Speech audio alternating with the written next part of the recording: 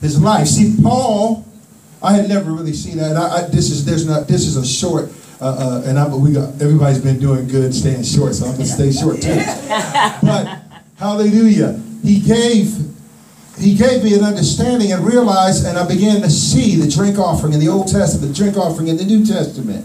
And when Paul was referring, when he said, "I've run my race," all right. He said, "I have finished my course." Yes. Now he went on to say, and I had never noticed, he said, "I'm ready to be poured out." Yes. Hallelujah. Like a drink offering. All right. Hallelujah. Glory to God. And then when I looked in the Old Testament, I saw that they poured out the drink offering. And the drink offering was when you gave everything. And then the Lord began to show me about drinking. Now, you know that the metaphor of eating, we already know. Man shall not live by bread alone, but every word that proceeds out of the mouth of God. All right. And so when you begin to eat, you have to chew it, and you've got to digest it. You might have to rest a little bit after you do all that eating. Okay, so eating is actually something different.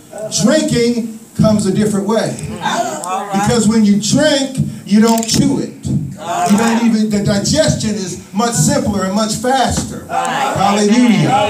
And so he revealed you had to get the word and get the understanding, you have to chew it. To get the word, you have to chew it. You have to digest it. You have to understand it. But when you drink, you have to experience it. Praise God. So when you drink, you just experience it. It bypasses most of that digestion. That's why we like people would say how good it is to juice. When you juice, you've done most of that digestion work already. Amen. Hallelujah.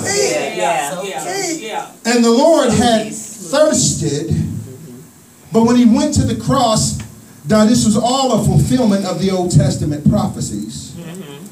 And they first tried to give him some drink. Right.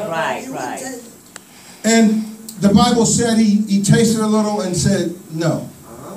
He passed on it. Now, the reason, one thing we know is because they would give them something to drink to try to ease the pain. That's right. You could get high, you could get a little drunk, you were drugged.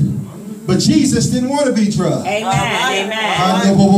Glory to God. He wasn't called to be drugged, he was called to experience it. Hallelujah. If he wasn't going to experience it, he could have already bypassed it. He said, I could have called a legion of angels. But he was called to experience it. And he understood that. So he couldn't take the drink at first. He had to bypass it.